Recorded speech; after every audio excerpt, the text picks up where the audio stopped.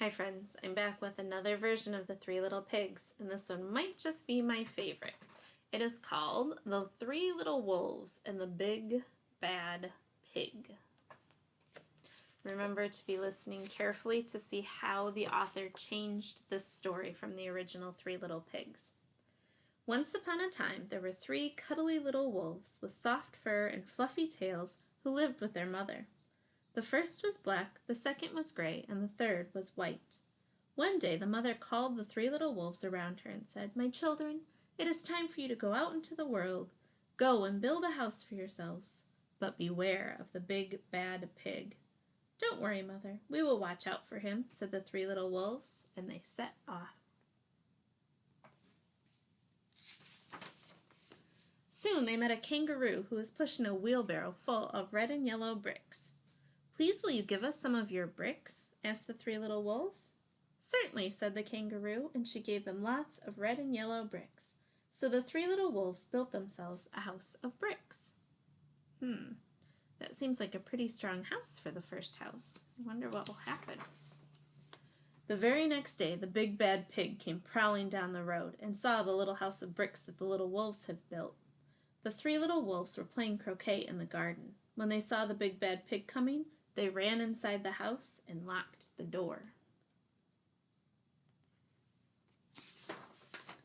The pig knocked on the door and grunted, little wolves, let me come in." "No, no, no," said the three little wolves. "By the hair on our chinny chin chins, we will not let you in. Not for all the tea leaves in our china teapot." "Then I'll huff, and I'll puff, and I'll blow your house down," said the pig. So he huffed and he puffed and he puffed and he huffed, but the house didn't fall down. Wonder what he's going to do. But the pig wasn't called big and bad for nothing. He went and fetched his sledgehammer, and he knocked the house down. The three little wolves only just managed to escape before the bricks crumbled, and they were very frightened indeed. Yikes. "We shall have to build a stronger house," they said. Just then they saw a beaver who was mixing concrete in a concrete mixer. "Please will you give us some of your concrete?" asked the three little wolves. "Certainly," said the beaver, and he gave them buckets and buckets full of messy, slurry concrete. So the three little wolves built themselves a house of concrete. No sooner had they finished than the big bad pig came prowling down the road and saw the house of concrete that the little wolves had built. They were playing battledore and shuttlecock in the garden, and when they saw the big bad pig coming, they ran inside their house and shut the door. The pig rang the bell and said, "Little frightened wolves, let me come in." "No, no, no," said the three little wolves. "By the hair on our chinny chin chins, we will not let you in.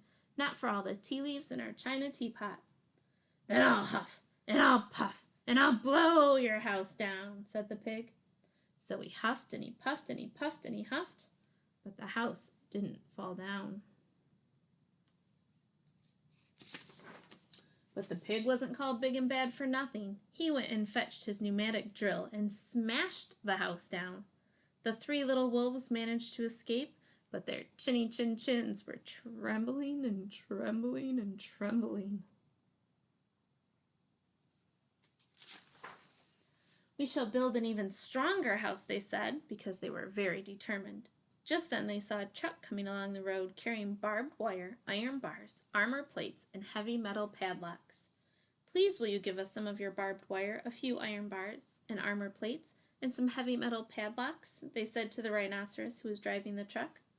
"Sure," said the rhinoceros, and he gave them plenty of barbed wire, iron bars, armor plates, and heavy metal padlocks.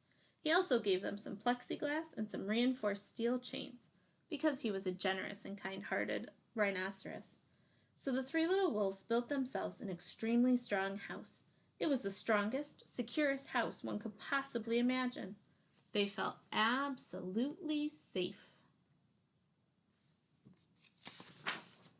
The next day, the big bad pig came prowling along the road as usual. The three little wolves were playing hopscotch in the garden. When they saw the big bad pig coming, they ran inside their house, bolted the door, and locked all 37 padlocks. The pig dialed the video entrance phone and said, "Little frightened wolves with the trembling chins, let me come in."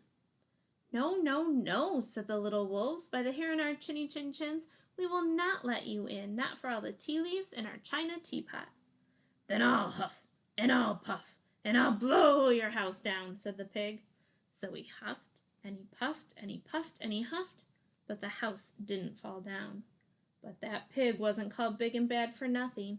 He brought some dynamite, laid it against the house, lit the fuse, and the house blew up. Boom. The three little wolves just managed to escape with their fluffy tails scorched. "Something must be wrong with our building materials," they said. "We have to try something different." But what? At that moment, they saw a flamingo coming along, pushing a wheelbarrow full of flowers. "Please, will you give us some flowers?" asked the little wolves. "With pleasure," said the flamingo, and he gave them lots of flowers. So the three little wolves built themselves a house of flowers. Does that seem like a very strong house? One wall was of marigolds, one of daffodils, one of pink roses, and one of cherry blossoms. The ceiling was made of sunflowers, and the floor was a carpet of daisies. They had water lilies in their bathtub and buttercups in their refrigerator. It was a rather fragile house, and it swayed in the wind, but it was very beautiful.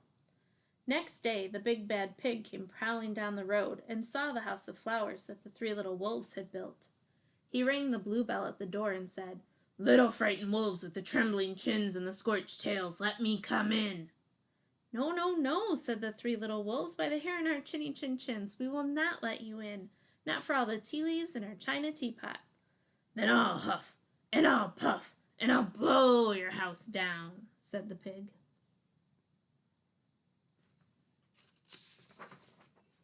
But as he took a deep breath, ready to huff and puff, he smelled the soft scent of the flowers.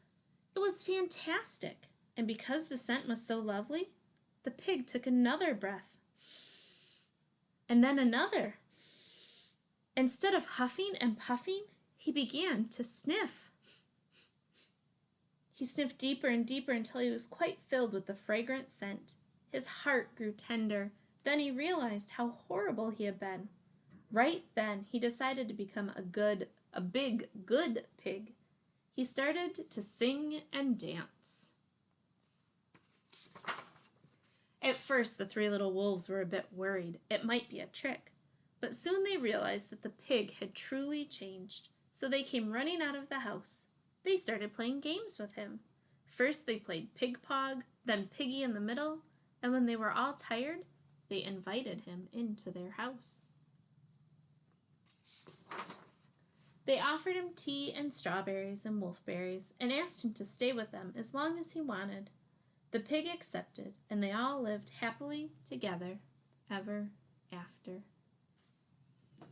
What did you think of that one? Did the ending surprise you? It's one of my favorites. I hope you enjoyed it. See you soon.